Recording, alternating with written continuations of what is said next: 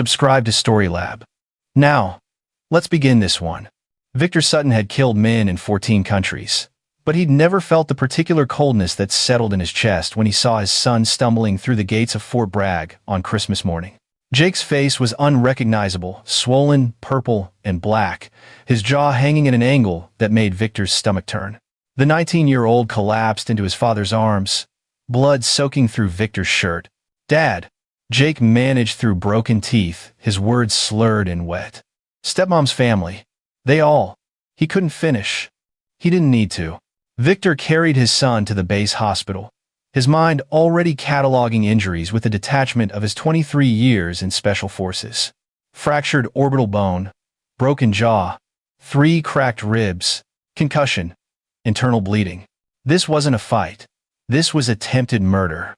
The doctors sedated Jake after setting his jaw, and Victor sat beside the hospital bed, watching his son's chest rise and fall. His phone buzzed. A video message from an unknown number. He almost deleted it, then recognized the thumbnail: Jake's car in a driveway he knew too well. Victor's ex-wife Rebecca's new house in Pinehurst. He pressed play. The video was 17 minutes long. Shot from a second-story window, it showed Jake arriving at the house with Christmas presents. Victor recognized Rebecca immediately, standing on the porch with her new husband Wayne Dolan and his extended family. What happened next made Victor's jaw clench so hard he thought his teeth might crack. They'd invited Jake inside. Then they'd locked the doors. Through the window, he could hear Jake's confusion turning to alarm, then terror. One by one, Wayne's relatives emerged from different rooms: brothers, cousins, nephews, their wives, 17 people total. They circled Jake like wolves. Wayne threw the first punch. Victor watched his son try to defend himself. Try to run. Try to reason with them. They beat him systematically, taking turns. Rebecca stood in the corner, filming on her phone, laughing. Actually, laughing.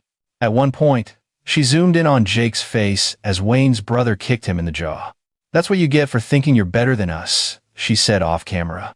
"Your daddy's fancy military base don't mean shit here." The video ended with Jake crawling out the front door, blood trailing behind him. Someone threw his presents after him, smashed and torn. Victor watched it 3 times, memorized every face. Then he called his most trusted contact at the Judge Advocate General's office. "I need names and addresses," he said. "All of them." Victor Sutton had grown up in Tennessee coal country, the kind of place where men went into mines at 18 and came out in coffins at 40. His father had been one of them. Victor had enlisted the day after the funeral, age 17, forging his mother's signature. The Army had given him purpose, structure, and an outlet for the rage that had been building since he watched his father die coughing up black lung. He'd excelled.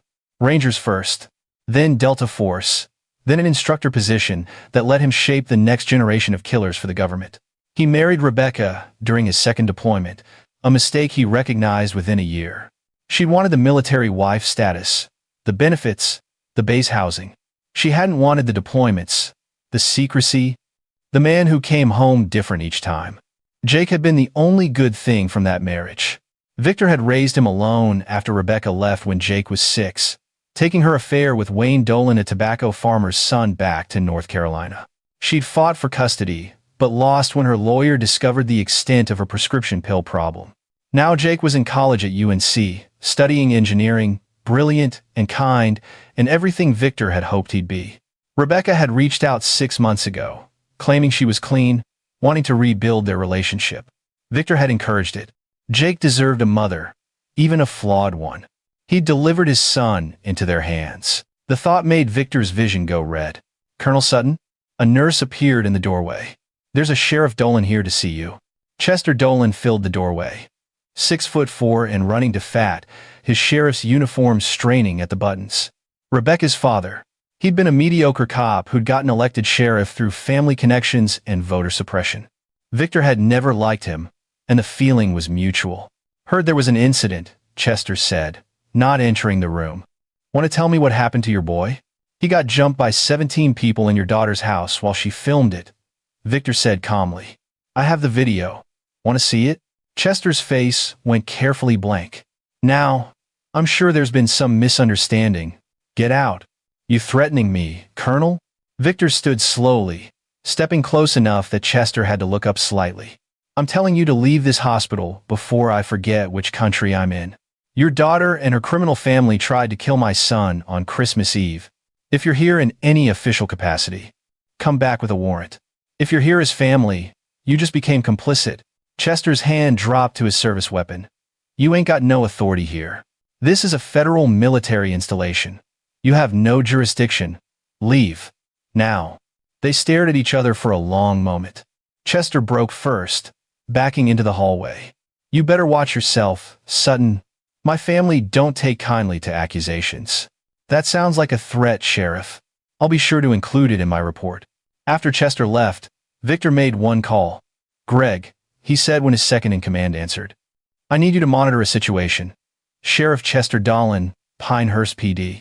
I want to know every move he makes. What's going on, sir? Family matter. I'll brief you tomorrow. Victor hung up and returned to Jake's bedside. His son stirred, eyes fluttering open. Dad? The word was barely audible through his wired jaw. I'm here. I'm sorry. I thought she wanted to make things right. I thought. Tears leaked from Jake's swollen eyes. Victor took his son's hand carefully, avoiding the IV. You have nothing to apologize for. You try to see the good in people. That's not a weakness, Jake. That's what makes you better than them. What are we going to do? Victor was quiet for a long moment. We're going to let the law handle it. Jake knew his father well enough to hear the lie, but he was too tired and drugged to argue. He drifted back to sleep, and Victor sat in the darkness, planning. The law wouldn't handle it. Chester would protect his family. Even with video evidence, they'd claim self-defense, say Jake attacked first, that he was drunk or on drugs. The Dolans owned half of Pinehurst through various business ventures, legitimate and otherwise. They owned the local judge. They owned the prosecutor. But Victor Sutton had trained over 3,000 special operators in his career. Men and women who could infiltrate enemy compounds, extract high-value targets, and disappear without a trace. His current class had 32 students, the best of the best, pulled from every branch of service. They'd been training in unconventional warfare, deep reconnaissance, and urban operations. And they all owed him their careers. The next morning, Victor stood before his class in the briefing room. 32 faces looked back at him. Army Rangers, Navy SEALs, Marine Raiders, Air Force Special Tactics. The elite of the elite. He'd been teaching them advanced close-quarters combat and tactical planning for 6 weeks. They had 4 weeks left in the course. Before we begin today's lesson, Victor said, I have an extra credit opportunity, purely voluntary. He pulled up the video on the projector. Didn't say anything, just let them watch. 17 minutes of his son being beaten while Rebecca laughed and filmed. When it ended, the room was silent. That's my son, Victor said quietly. 19 years old, engineering student, never been in a fight in his life. These 17 people lured him into a house on Christmas Eve and did that to him. The woman filming is my ex-wife. Her father is the local sheriff. He clicked to the next slide. 17 photographs and dossiers. Wayne Dolan, 42, tobacco farmer. 2 DUIs, 1 assault charge dropped. Likes to hunt deer with illegal spotlight rigs. Victor's voice was steady, clinical. His brother Spencer Dolan, 38, owns a pawn shop suspected of fencing stolen goods. Currently on probation. He went through all 17. The cousins, the nephews, the wives who'd participated. Their addresses, their routines, their weaknesses. He'd spent all night compiling the information. Here's the extra credit assignment. Victor continued. Make them disappear. All of them.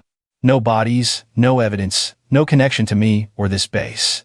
You have complete operational freedom. I want them to know fear like my son knew fear. And then I want them gone. The room remained silent for 3 seconds. Then every hand went up. All 32. Outstanding, Victor said. He distributed packets, each containing detailed target information. You'll work in pairs. Coordinate through encrypted channels only. No communication that leads back to this base or to me. You've been trained to operate in hostile territory, where the enemy has home field advantage. Consider this your final exam. A hand rose. It was Adam Adkins, a Navy SEAL from Kentucky. Rules of engagement, sir? Victor met his eyes. Remember no mercy. That afternoon, Victor drove to Pinehurst. Not to the Dolan house, but to a bar 3 miles away where Spencer Dolan spent every evening. Victor ordered a beer and waited, watching the door in the mirror behind the bar. Spencer arrived at 6, loud and already drunk from wherever he'd been. He was a thick man, all shoulders and gut, with the Dolan family's weak chin and mean eyes. Victor nursed his beer and listened to Spencer brag to the bartender about teaching that punk kid a lesson. Should have seen his face when we closed the door. Spencer laughed. Thought he was coming for a nice family Christmas. Stupid shit. Victor's hand tightened on his glass. He forced himself to relax, to wait. Spencer finished 3 more beers, then stumbled toward the bathroom. Victor followed a minute later. The bathroom was empty except for Spencer at the urinal. Victor locked the door behind him. Hey! Occupied. Spencer started to turn. Victor grabbed him by the throat and slammed him against the wall, cutting off his air. Spencer's eyes went wide, his face purpling. Victor leaned in close. You recognize me? Victor asked softly. Jake Sutton's father. Spencer tried to swing, but Victor was faster, slamming his head into the tile once, twice. Spencer slumped, dazed. What you did to my son, Victor continued, his voice conversational, was a mistake. You thought there'd be no consequences because your uncle's the sheriff. You thought you could gang up on a kid and walk away laughing. He released Spencer's throat. The man gasped for air, blood running from his nose. I'm not going to kill you, Victor said. That would be too quick. I'm going to take everything from you. Your business, your freedom, your family's respect, your peace of mind. And when you're broken and terrified and have nothing left, when you're begging for it to end, then maybe I'll let you disappear. He stepped back. Spencer collapsed to the floor, coughing. Go home. Spencer, call your family. Tell them what's coming. Victor left him there and drove back to Fort Bragg. His phone buzzed with an encrypted message from Adam Adkins. Eyes on target 3 and 7. Await go signal. Victor replied, execute. The operations began that night. Wayne Dolan's brother-in-law, Ryan Haas, ran a small construction company. At 2 a.m., he was sleeping in his house when his phone rang. A panicked voice, his foreman said there'd been an accident at their current job site. A gas line rupture. Ryan needed to come immediately before someone called the fire department, and they got hit with violations. Ryan drove to the half-finished strip mall on the edge of town, found the gate open, his foreman's truck in the lot. He grabbed his flashlight and hard hat, walked into the structure. The foreman wasn't there. No gas smell either. Hello? Ryan called. 2 figures emerged from the shadows. Ryan never saw their faces. They were wearing balaclavas and moved like smoke. He tried to run, but they were faster. One sweep of his legs, and he was down. They zip-tied his hands and feet, gagged him, and threw him into an unmarked van parked in the construction bay. Where should we take this one? One of them asked. Colorado, the other replied. Got a contact who runs a labor camp for illegal logging operations. They're not picky about documentation. Ryan Haas disappeared from North Carolina that night. His truck was found at the job site. His phone was in a dumpster 50 miles away. The police report listed him as a missing person, possible voluntary departure due to gambling debts, a nice detail Victor's students had discovered during their research. Target eliminated. 1 of 17. Wayne Dolan's nephew, Cody Shepard, was a hunting guide. He took rich clients into the backcountry for week-long expeditions. On December 27th, he was supposed to be leading a group into the Uwharrie National Forest. The clients arrived at the meeting point to find a note. Emergency family matter. Refunds processed. Sorry for inconvenience. Cody was actually 70 miles away, hooded and restrained in the back of a pickup truck driven by 2 members of Victor's class. They'd intercepted him on his way to the meeting point, using a fake traffic stop. The uniforms looked real, because they were real, borrowed from a contact in the MPs. They drove him to an abandoned farm in Virginia, one of many properties that existed in bureaucratic limbo after foreclosures. Cody was locked in a concrete root cellar with a bucket, some bottled water, and a camping lantern. What do you want? He screamed through the door. Money? I'll get you money. No one answered. The door was welded shut from the outside. There was enough food and water for about 2 weeks. Whether someone would eventually find him or not wasn't their concern. The operation spec called for disappearance, not death. If he survived long enough to be found, he'd be too broken and terrified to tell a coherent story. Target eliminated. 2 of 17. Rebecca Dolan spent December 27th calling her family members, trying to organize everyone for a meeting. She'd heard from Spencer about the psycho who attacked him in the bathroom. She'd gotten nervous calls from Ryan's wife and Cody's girlfriend, asking if she knew where they were. She hadn't, but her father Chester told her not to worry. Probably just coincidence. But Rebecca felt something wrong in her gut. She'd sent that video to Victor as a power play, a way of showing him that she could hurt his precious son and there was nothing he could do about it. She'd expected him to threaten legal action, to rage impotently. Instead, there'd been silence. That silence was worse than any threat. She tried calling Jake at the hospital, but they wouldn't put her through. She tried calling Victor directly, but he didn't answer. Finally, she drove to Fort Bragg herself, showed up at the visitor's gate demanding to see her son. "Ma'am, you're not on the approved visitor list," the MP told her. "I'm his mother." "Yes, ma'am, and you're still not on the list. You need to leave the premises." Rebecca sat in her car outside the gate, shaking. She pulled out her phone, scrolled to the video she'd filmed, watched Wayne's fist connect with Jake's jaw, watched her son fall. She thought it was funny at the time. Satisfying. Even. Jake had always been so proud of his father, so dismissive of her new family. She wanted to take him down a few pegs. Now, watching it again, she felt the first flutter of real fear. Her phone rang. Unknown number. "Mrs. Dolan," a female voice said when she answered. "This is Deputy Marshal Andrea Cross. We need to discuss your son's case. I'll only talk to my father. Your father has been removed from the investigation due to conflict of interest. I'm calling to inform you that we have video evidence of you filming an assault. We'll need you to come in for questioning." There's no federal. The victim is the dependent of a federal military officer. The assault occurred on video, which you transmitted electronically across state lines, making it a federal matter. You have the right to have counsel present. Please report to the federal building in Raleigh by tomorrow at 9 a.m. The line went dead. Rebecca sat frozen. That call hadn't sounded right. Something about the woman's tone, the phrasing. She tried calling Chester, but he didn't answer. She tried Wayne, who told her to calm down and stop being paranoid. "Your father will fix this," Wayne said. "He always does." But Chester wasn't fixing anything. He was in his office, staring at a map of Moore County with 17 pins marking addresses. 2 of those pins had red X's over them, now Ryan and Cody, both missing within 24 hours of each other. It couldn't be Victor. The man was on a military base with hundreds of witnesses. Chester had already made inquiries. Victor hadn't left Fort Bragg since Christmas morning. His alibi was airtight, but Chester knew, deep in his gut, the same instinct that had kept him alive through 20 years of policing, he knew Victor was behind this. The timing was too perfect. The targets too specific. His phone rang. "Blocked number." "Sheriff Dolan," a male voice said. "I have information about your missing family members." "Who is this?" "A concerned citizen.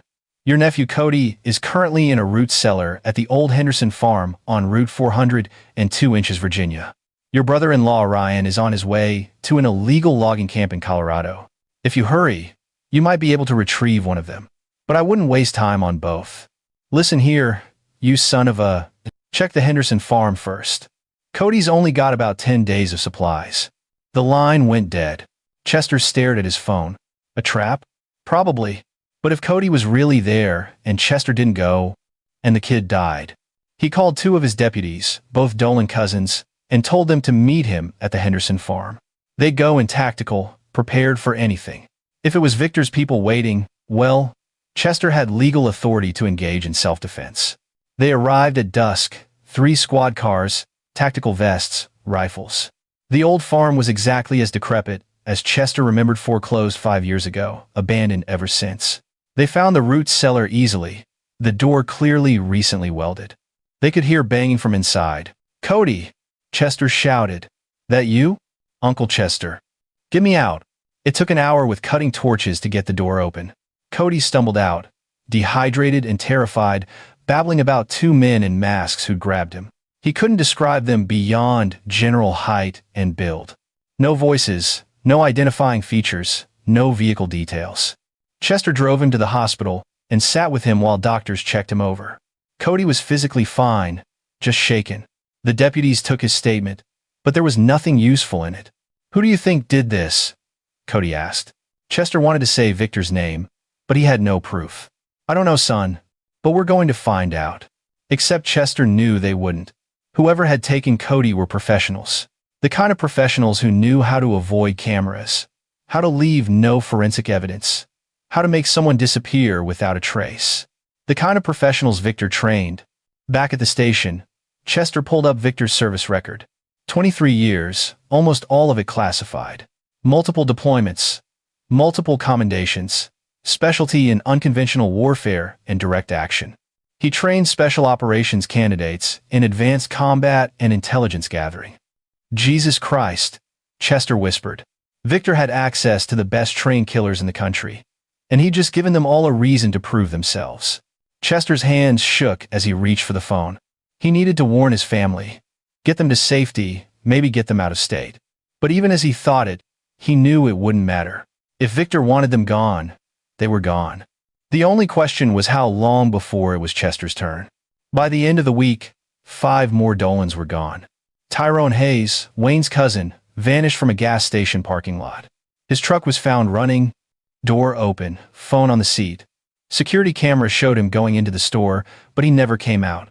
A review of all footage showed no other exits. He'd simply ceased to exist somewhere between the chips aisle and the register. Randall Gross and his wife Lori were driving to Charlotte when their car broke down on a rural stretch of highway. A tow truck stopped to help. The actual tow truck arrived an hour later to find their car empty, engine torn apart. Randall and Lori were never seen again. Their bank accounts showed no activity. Their phones went straight to voicemail. Wayne's sister Marcy Hawley was a nurse at the regional hospital. She worked third shift, parking in the employee lot behind the building. On December 30th, she clocked out at 7 a.m., walked to her car, and vanished. The hospital security footage showed her reaching her vehicle, then static for exactly 18 seconds, just long enough. When the feed cleared, she was gone. Her car sat untouched until hospital security investigated 2 hours later. Keith Branch, one of the cousins who'd been particularly enthusiastic in beating Jake, was found by a passing motorist on New Year's Eve. He was naked, zip-tied to a highway sign, a note pinned to his chest. "I helped beat a kid on Christmas Eve. Ask me about it." He was alive, technically, but incoherent. He'd been force-fed some kind of hallucinogenic cocktail and spent the next 72 hours in the hospital screaming about shadows with guns. When he finally came down, he couldn't remember anything except the beating. Over and over, he described it. Jake's face, the sounds, the blood, like it was the only memory he had left. 7 targets down, 10 to go. The Dolans were panicking.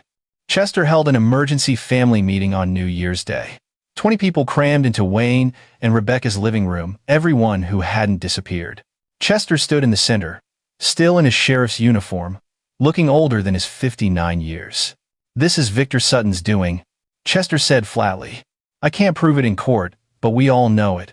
He's using his military connections to make you disappear. Some of you he's taken, some of you he's broken. The rest of you are next unless we act." "What can we do?" Wayne demanded. "He's protected on that base. We can't touch him there." "We go to the media," Chester said. "We claim he's using military resources for personal vendettas. We make enough noise that the army has to investigate him. That'll tie him up, get him suspended, maybe even arrested." "What about the video?" Rebecca asked quietly. Everyone turned to look at her. "The one I filmed, of us beating Jake." Silence. "If we go to the media, they'll ask why Victor's doing this," she continued. Her voice was shaking. "They'll want the whole story. And then that video comes out and we all go to prison." Chester's jaw worked. "We say it was self-defense. Say, Jake attacked first. There were 17 of us and one of him," Spencer said. He was still jumpy from the bathroom incident, looking over his shoulder constantly. "No one's going to believe that." "Then what?" Wayne exploded. "We just sit here and wait for them to pick us off?" "We leave," Rebecca said. "All of us. Tonight. We split up, go different directions, disappear ourselves before they can make us." Chester shook his head. "They'll find you. These people are trained to hunt high-value targets in foreign countries. You think they can't track you across state lines? So what then? Wayne's face was red. We're just fucked. We fight back, Chester said. We find out who Victor's using and we make them stop. His students, his soldiers, whoever. We threaten them, we pay them off, we blackmail them. Whatever it takes.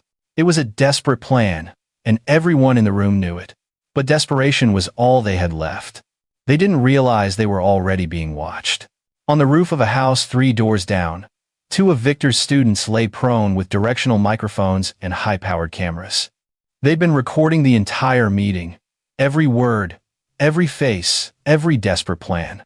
Should we move now? One asked. The other checked his watch. Colonel said to wait until they separate. Easier to grab them individually than to breach a hardened position. You think they'll really try to fight back? Doesn't matter. They're already done. They just don't know it yet. That night, as the Dolans left Wayne's house and scattered to their homes, 2 more vanished. Arnold Ross, one of the nephews, made it halfway to his truck before a dart hit him in the neck. He woke up in the back of a van, already 3 states away. His destination, a private military contractor's training facility in Arizona that asked no questions about where Victor's students got their volunteers for live scenario training. Virginia, Washington. Spencer's girlfriend, who'd held Jake down while others kicked him, walked to her car in the driveway. The door was unlocked. She'd locked it. She always locked it, but now it was open.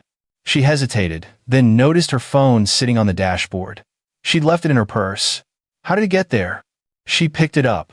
A text message from an unknown number. Get in the car. Virginia turned to run.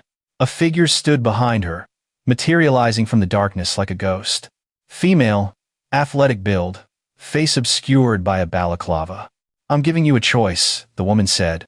Her voice was calm, almost kind. Get in the car and drive where I tell you, or I put a bullet in your spine right here. You'll live, but you'll never walk again. Your choice. Virginia got in the car. She drove for 6 hours under direction, taking back roads through Virginia and into West Virginia. Finally, they stopped at a trailhead in the mountains. Get out, the woman said. Virginia climbed out on shaking legs. Are you going to kill me? Walk that trail. There's a ranger station about 15 miles north. If you make it there by dawn, you get to live. If you stop, if you turn around, if you try anything clever, I'll know. I'll be watching. I can't, it's freezing. You should have thought about that before you helped beat a teenager half to death. Walk. Virginia walked. She made it about 8 miles before hypothermia set in. A forest ranger found her the next morning, delirious and frostbitten. She lost 3 toes and 2 fingers. She never told anyone what really happened. How could she? Who would believe her? 9 targets down. 8 to go. Victor sat in his office at Fort Bragg, reviewing reports from his students. Every operation had been flawless, no evidence, no witnesses, no trails. The Dolans who'd been taken were scattered across the country in various stages of hell. The ones who'd been released were too traumatized to function. Ryan Haas was breaking rocks in Colorado. Tyrone Hayes was in an unmarked grave, not dead, just buried in a shipping container, with ventilation holes and supplies that would last about a month. When he was dug up, he'd be a different person. Jake was recovering well. His jaw was healing, his spirits improving. He'd asked Victor once what was happening to Rebecca's family. The law is handling it, Victor had said. Jake knew that was only partially true, but he didn't press. Some part of him understood that his father was settling accounts in ways the law never could. Victor's phone buzzed. Encrypted message from Adam Adkins. Sheriff made contact with local FBI field office. Claims military resources being misused for criminal activity. Expect investigation. Victor smiled coldly. He'd been waiting for this. Chester Dolan was making his last move, and it was exactly what Victor had anticipated. He picked up his desk phone and called the base commander, General Raymond Cross. Sir, I need to brief you on a developing situation involving my family and a potential investigation. Come to my office, Victor. Now. 10 minutes later, Victor sat across from General Cross, a folder between them. Inside was everything. The video of Jake's beating, documentation of Rebecca's drug history, proof of Chester Dolan's corruption. Victor's students had been thorough in their research, and a complete record of every action Victor had taken since Christmas. Jesus, Victor, General Cross said after reviewing it all. You're playing with fire here. Yes, sir. And you're telling me that Sheriff Dolan is about to accuse you of using military personnel for a personal vendetta. Correct, sir. And you want to know if I'll back you when the FBI comes knocking. I want you to know the truth before they arrive, sir. Whatever you decide to do with that information is your call. General Cross leaned back, studying Victor. They'd served together in Iraq during the surge, had pulled each other out of more than one bad situation. Cross was career Army, but he was also a father. He understood. The video alone is enough to prosecute all of them, Cross said. Why not just hand it over to the DA? Because Chester owns the DA. Because Rebecca would get a plea deal and be out in 3 years. Because none of them would actually pay for what they did. Victor's voice was flat. My son's jaw was broken in 3 places, sir. They laughed while they beat him. I will not let that stand. Cross was quiet for a long moment. I never had this conversation. Sir? Whatever's happening to those people in Pinehurst, it's a local law enforcement matter. I have no knowledge of my personnel being involved. If asked, I will state that you have been on base continuously since Christmas morning, which is true. I will state that your class has been engaged in regular training activities, which is also true. Beyond that, I know nothing. Victor stood. Thank you, sir. Victor. Cross's voice stopped him at the door. I'm not helping you because I approve of what you're doing. I'm helping you because I would do the same thing if someone hurt my child. But when this is over, we're going to have a long conversation about where the line is. Understood? Understood, sir. The FBI arrived at Fort Bragg on January 3rd. 2 agents, both young and serious, with briefcases and recording devices. They interviewed Victor for 4 hours, asking about his whereabouts since Christmas, his class schedule, his relationships with current students. Victor answered every question calmly, provided documentation for everything, and never once mentioned revenge. Colonel Sutton, the lead agent, said finally, Sheriff Dolan has made serious accusations. He claims you've orchestrated the disappearances of 9 people, using military resources and personnel. That's quite an accusation. Can you account for your whereabouts for the past 2 weeks? I've been on this base continuously. General Cross can verify, as can approximately 300 other witnesses.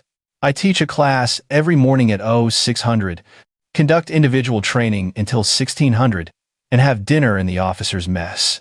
My movements are logged and recorded. And your students? Your current class? Also on base, following the same schedule. Special operations training is intensive.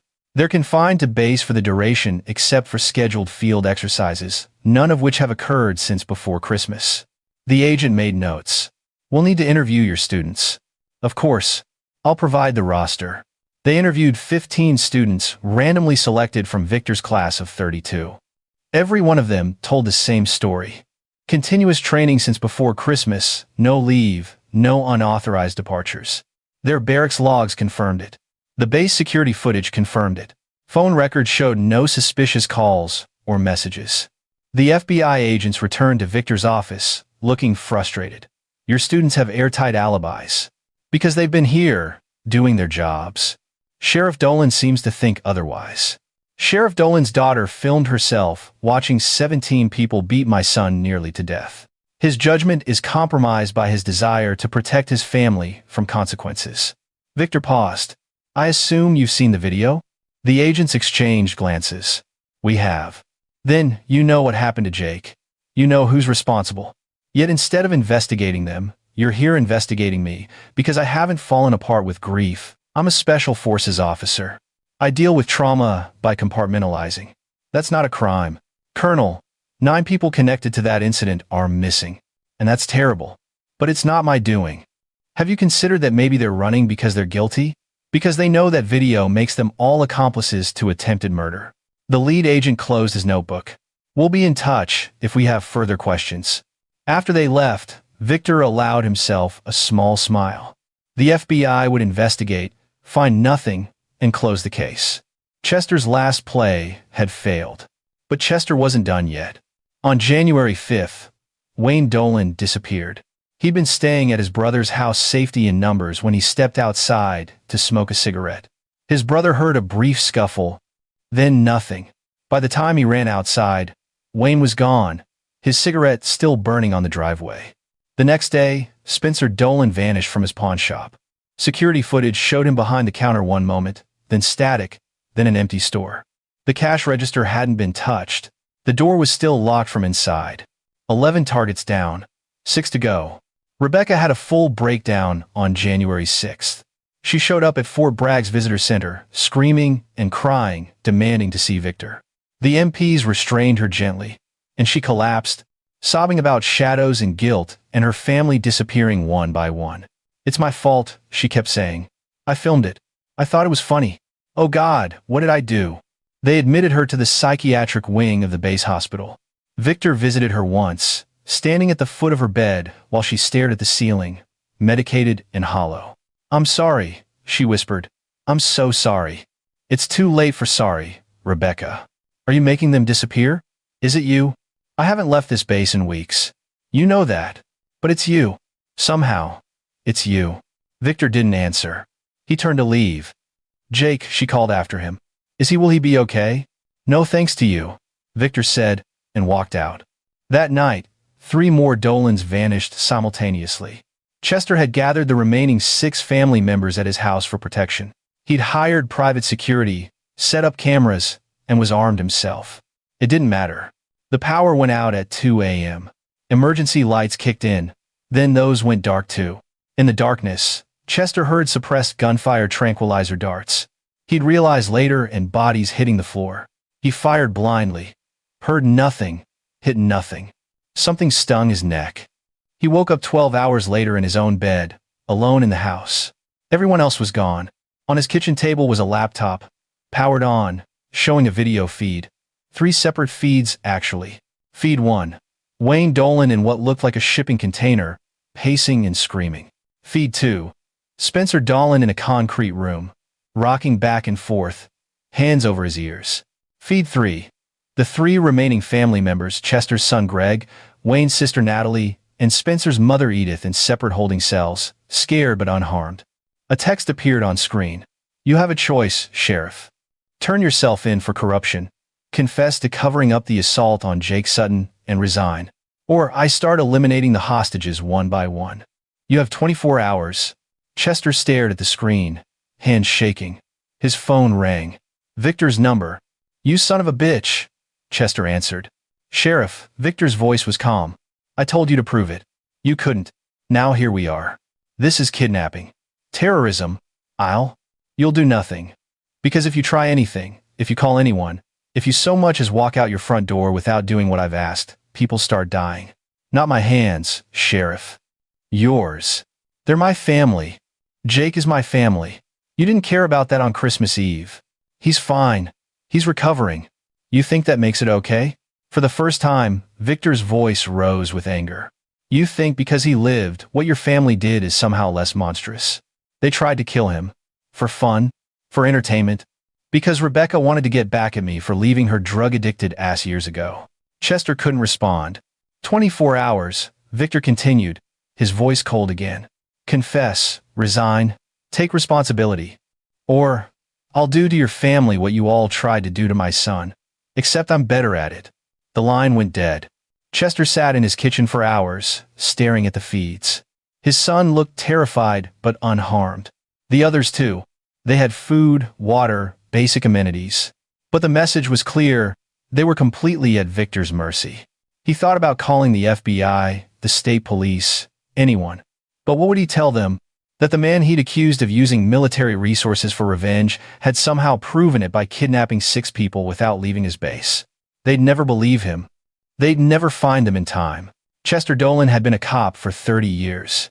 He'd bent rules, taken bribes, protected his family from consequences. It had been a good life, comfortable and powerful. But now that life was over, Victor had dismantled it with surgical precision. At dawn on January 7th, Chester Dolan walked into the Moore County Courthouse and requested to speak with the DA. He brought with him a laptop containing Rebecca's video of Jake's beating, documents proving he'd covered up previous Dolan family crimes, and evidence of bribes he'd taken over the years. "I want full immunity for my son, my niece, and Spencer's mother," Chester said. "In exchange, I'll plead guilty to everything. Conspiracy, obstruction, corruption, all of it. The DA stared at him. Chester, what the hell? Just do it. My family is being held hostage. If I don't confess, they die.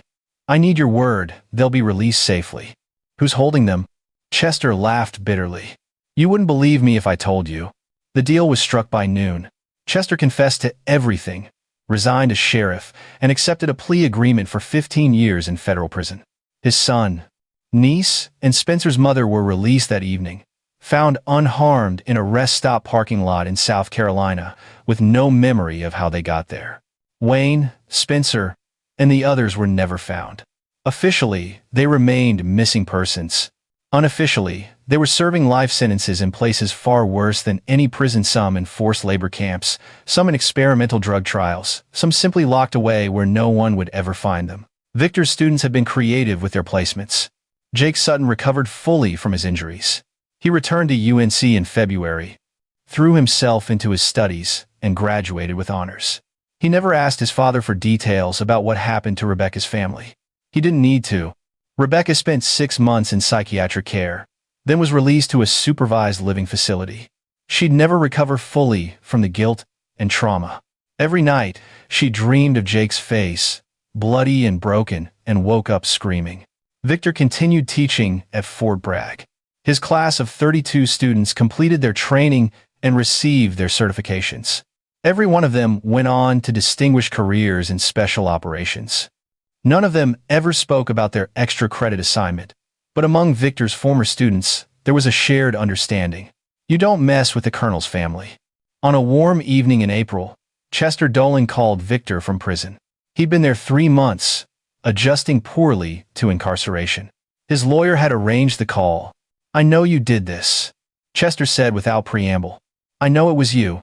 Your students, your plan, your revenge. Prove it, Victor replied calmly. I can't. That's the beauty of it, isn't it? You never left the base. They never left the base. It's all airtight. But I know. And that knowledge is eating you alive. Good. Chester was quiet for a moment. Why didn't you just kill us? Why this elaborate torture? Because death would have been too easy. You needed to understand what it feels like to be helpless, to watch your family suffer, to know there's nothing you can do about it. That's what you did to Jake.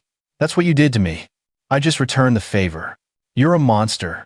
No, Sheriff. I'm a father. There's a difference. Victor hung up. 3 months later, Chester Dolan was found dead in his cell. The official report listed it as suicide by hanging. The unofficial truth was that one of his cellmates, a former Army Ranger serving time for manslaughter, had made it look like suicide. The cellmate had been one of Victor's students from 5 years earlier. He'd volunteered for the job. 14 targets eliminated. 3 broken and imprisoned. Rebecca destroyed mentally. Chester dead. Mission complete. Jake graduated on a sunny Saturday in May. Victor sat in the audience with his current wife, Amelia, a trauma surgeon he'd met at the base hospital, and watched his son accept his diploma. Jake looked healthy and strong, his jaw healed, his confidence restored. After the ceremony, Jake found Victor in the crowd. They hugged, and Jake whispered, "Thank you, Dad, for everything." Victor pulled back, looked his son in the eye. "You never have to thank me for protecting you. That's what fathers do. I know what it cost. What you did. I don't know the details, and I don't need to. But I know.